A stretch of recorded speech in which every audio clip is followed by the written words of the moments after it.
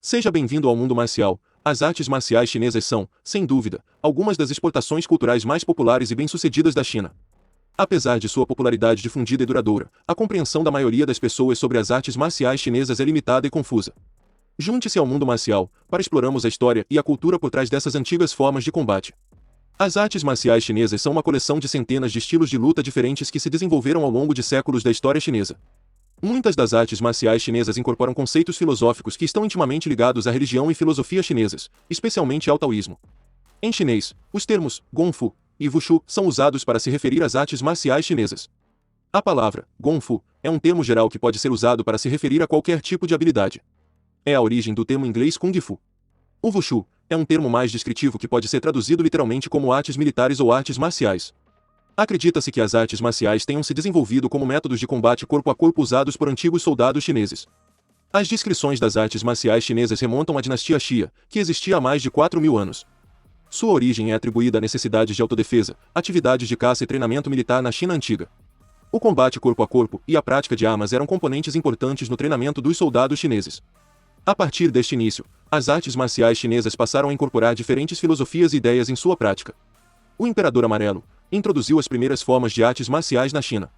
O Imperador Amarelo é descrito como um famoso general que, antes de se tornar o líder da China, escreveu longos tratados sobre medicina, astrologia e artes marciais. Ele supostamente desenvolveu a prática de Jiao-Ji e a utilizou na guerra. Este sistema de combate incluía técnicas como golpes, arremessos, manipulação de articulações e ataques de pontos de pressão. Jiao-Ji tornou-se um esporte durante a dinastia Qin. Durante a dinastia Shang, um método de combate conhecido como Xianbo foi criado, semelhante ao Sanda. Em 509 a.C., Confúcio sugeriu ao duque Jindilu que as pessoas praticassem as artes literárias, bem como as artes marciais. Assim, o Kung Fu começou a ser praticado por cidadãos comuns externos e seitas militares e religiosas, antes mesmo do Kung Fu de Shaolin. Nas dinastias, ao mesmo tempo em que permitia que novas perspectivas fossem desenvolvidas em cada um desses campos. Durante o período Tang, como o budismo e o taoísmo também floresciam, o Kung Fu Shaolin atingiu novos picos. O imperador, que tinha por Shaolin um grande estima e dera um patrocínio real ao monastério. Isso permitiu que o Kung Fu, juntamente com muitos outros elementos da cultura chinesa, expandisse seu alcance pelo leste da Ásia. A ascensão da dinastia Qin viu uma proibição imposta às artes marciais que eram praticadas pelos chineses no século XVII. O mosteiro Shaolin foi até mesmo demolido pelas forças Qin. As lendas afirmam que a destruição do mosteiro realmente ajudou a espalhar o Kung Fu Shaolin pela China, pois 5 monges, conhecidos no folclore chinês como os 5 anciões de Shaolin, conseguiram escapar e se esconderam. Consequentemente, durante a maior parte do governo da dinastia Qing, disse que o Kung Fu foi amplamente praticado no underground, ensinado em segredo. Durante o século XIX, após a Primeira Guerra do Ópio, muitos grupos de praticantes de Kung Fu entre os jovens começam a surgir na China, em um fervor anticolonial que culminará na rebelião dos Boxing, devido às artes marciais praticadas pelos rebeldes. Originalmente se opusesse à dinastia Qing, a imperatriz viúva Cixi ganhou o controle da rebelião e tentou usá-la contra as potências estrangeiras. O fracasso da rebelião levou 10 anos depois à queda da dinastia Qing e à criação da República Chinesa. No final da dinastia Qing e na era da República da China, o clube marcial e o clube de boxe são populares na sociedade. Além disso, muitos artistas marciais famosos que suas vidas foram transformadas em filmes, como Wu Yuanjia, Wong Fei-Hung, ambos os papéis são interpretados por Jet Li nos filmes, e Ip Man, interpretado por Donnie Yen, surgiram durante esse período. A visão atual das artes marciais chinesas é fortemente influenciada pelos eventos do período republicano, de 1912 a 1949. No período de transição entre a queda da dinastia Qing, bem como os tumultos da invasão japonesa e a Guerra Civil Chinesa, as artes marciais chinesas tornaram-se mais acessíveis ao público em geral, pois muitos artistas marciais foram incentivados a ensinar abertamente sua arte. Naquela época, alguns consideravam as artes marciais como um meio de promover o orgulho nacional e construir uma nação forte. Como resultado, muitos manuais de treinamento de artes marciais foram publicados, uma academia de treinamento foi criada. A Academia Central de Goshu criada pelo Governo Nacional em 1928 e a Associação Atlética Jingu fundada por Wu Yuanjia em 1910 são exemplos de organizações que promoveram uma abordagem sistemática para o treinamento em artes marciais chinesas. Uma série de competições provinciais e nacionais foram organizadas pelo governo republicano a partir de 1932 para promover as artes marciais chinesas. Em 1936, nos 11º Jogos Olímpicos de Berlim, um grupo de artistas marciais chineses demonstrou sua arte para um público internacional pela primeira vez. Eventualmente, esses eventos levam a visão popular das artes marciais como esporte. Uma série de competições provinciais e nacionais foram organizadas pelo governo republicano a partir de 1932 para promover as artes marciais chinesas. As artes marciais chinesas começaram a se espalhar internacionalmente com o fim da Guerra Civil Chinesa e a fundação da República Popular da China em 1º de outubro de 1949. Muitos conhecidos praticantes de artes marciais escolheram escapar do domínio da República e migrar para Taiwan, Hong Kong e outras partes do mundo.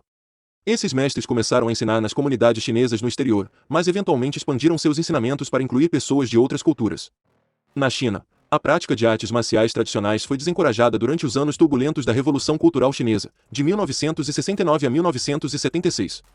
Como muitos outros aspectos da vida tradicional chinesa, as artes marciais foram submetidas a uma transformação radical pela República Popular da China para alinhá-la com a doutrina revolucionária maoísta.